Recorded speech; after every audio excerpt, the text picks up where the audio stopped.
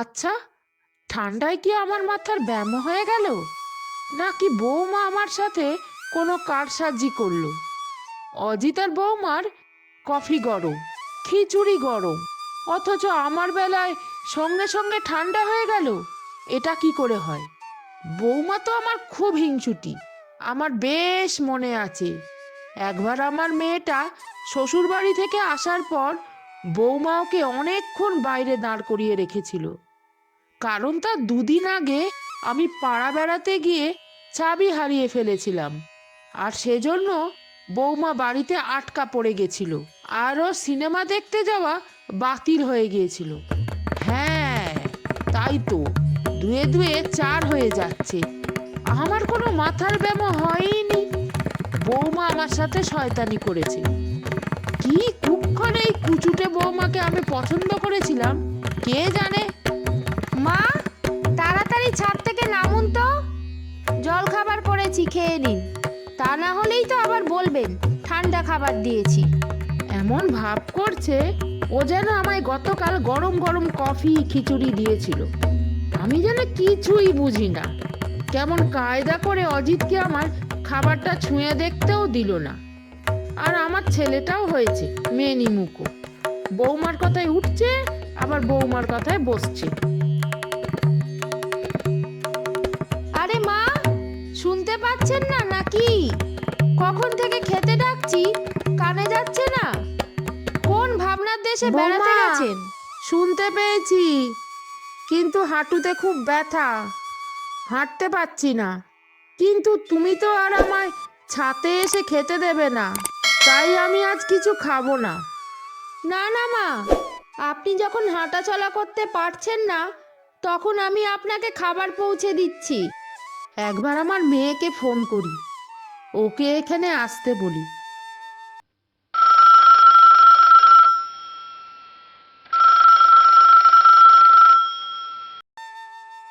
Hello মা, তুমি কেমন আছো?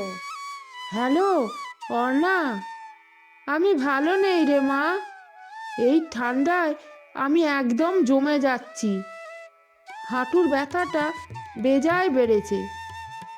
এই দেখ না মা, বৌমা আমার কত খেয়াল রাখছে, মুখে মুখে খাবার এনে দিচ্ছে, তবুও খাবার খেতে আমার ইচ্ছে করছে না।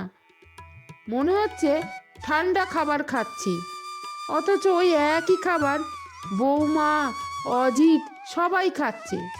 ওরা কিন্তু গরম পাচ্ছে। তাই বলি কি, এই ঠান্ডায় আমি যদি গত হয়ে যাই, তার আগে একবার তুই আমার সাথে দেখা করে যা। তারপর তোর বাবাকেও একবার ডাকবো, সেও তো ছোট ছেলের বাড়ি গিয়ে একদম আমায় ভুলে গেছে। মা, আমরা আছি তো। দিদি ভাইকে আবার এখানে ডাকার কি হলো? আমরা তো আপনার খেয়াল রাখবো। চিন্তা করো না মা, আমি আগামীকালই তোমার কাছে যাচ্ছি। তোমার সেবা করে তোমাকে চাঙ্গা করব, তারপরেই শ্বশুর বাড়ি ফিরবো। মা, আপনি না কিছু একটা পারেন। গতকালই আপনাকে মেন্টাল ডাক্তারের কাছে নিয়ে গেলে হতো। কেন যে তখন আপনার কথা শুনে গেলাম না কে জানে। দূর দূর, একে এই শীতে কত কাজ করতে হয়, তার মধ্যে না জানি আরো কত বাড়তি কাজ করতে হবে। ধ্যাৎ, আমার আর কিচ্ছু ভালো লাগে না।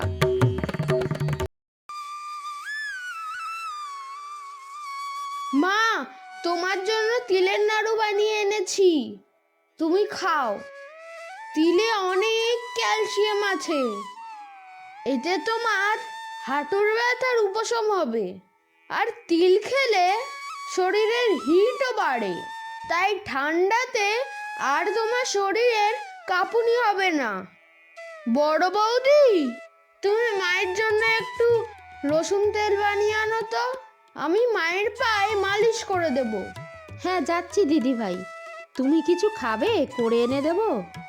না বড় বৌদি, তোমায় কিছু বানাতে হবে না। খাবার টেবিলে গিয়ে দেখো, আমি সিঙ্গাড়া, কচুরি আর মিষ্টি কিনে এনে রেখেছি, সেগুলো তোমরা খেয়ে নাও। আমি বাড়ি থেকে খেয়ে এসেছি, আমি কিছু খাবো না। মা, তুমি কি খাবে? পাড়ার দোকান থেকেই কিনে এনেছি। না না, আমি খাবো না। বৌমা, তুমি আর অজিত সব খেয়ে নাও। ঠিক আছে, আসছে দিদি ভাই।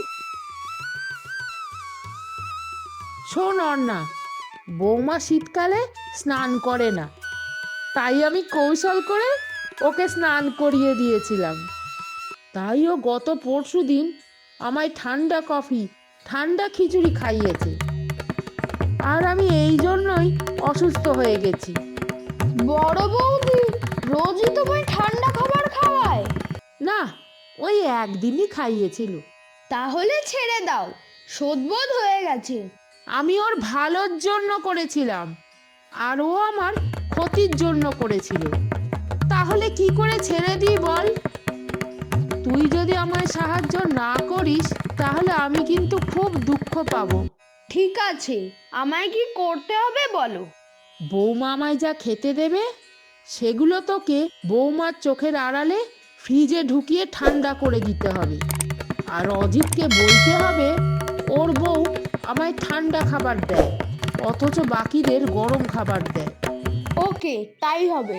তা কবে করতে হবে ঠিক করেছো? আগামী রবিবার অজিতের অফিসের ছুটি, ওই দিনই যা করার করতে হবে। বড় বৌদি, তোমার কফি হয়ে গেছে? হ্যাঁ দিদি ভাই, হয়ে গেছে, আমি নিয়ে যাচ্ছি। আমি কফির ট্রেটা ধরছি, তুমি একবার ছাদ থেকে আমার শাড়িটা এনে দাও তো। আজ আমি বাড়ি ফিরে যাব তো, তাই বলছি। তুমি ছাদ থেকে নামার পরেই আমরা সবাই কফি খাবো। ঠিক আছে ঠিক আছে, আমি এক্ষুনি ছাদ থেকে তোমার শাড়িটা এনে দিচ্ছি। বৌমা, রোজ রোজ আমার মনে হয় আমি ঠান্ডা কফি খাচ্ছি, তাই আমি সিদ্ধান্ত নিয়েছি আজ থেকে আমি আর কফি খাবো না। না মা, কফি ঠান্ডা নয়, আপনি খান। শীতকালে গরম কফি খেলে খুব ভালো লাগবে, আপনি খান। না না, প্রতিদিন আমার কফিটা ঠান্ডা হয়ে যায়, আমি আর কফি খাবো না। আরে বাবা, কি ঝামেলা! গত রবিবারই শুধু আপনার কফি ঠান্ডা ছিল, আর তো কোনোদিন ছিল না। তাহলে কেন বলছেন প্রতিদিন ঠান্ডা কফিই খান? বড় বৌদি, তুমি গত রবিবার মাকে কেন ঠান্ডা কফি দিয়েছিলে? না না দিদি ভাই, আমি মাকে ঠান্ডা কফি দিইনি। মা ওই দিন বলছিল মা নাকি ঠান্ডা কফি খাচ্ছে। আসলে আর না, জানিস তো, মায়ের কিছু একটা প্রবলেম হচ্ছে। মা সব গরম খাবারকেই ঠান্ডা বলছে, এখন আবার খেতেই চাইছে না। তুই বরং কয়েকদিন আরো এখানে থেকে যা, মাকে একটা ভালো ডাক্তার দেখাই। তার আগে আমি ট্রাই করে দেখি মাকে কফিটা খাওয়াতে পারি কিনা। মা, তোমার কফিটা ঠান্ডা, কিন্তু বর্দার কফিটা গরম, তাই তো? হ্যাঁ, সেদিন তো অজিত তাই বলেছিল।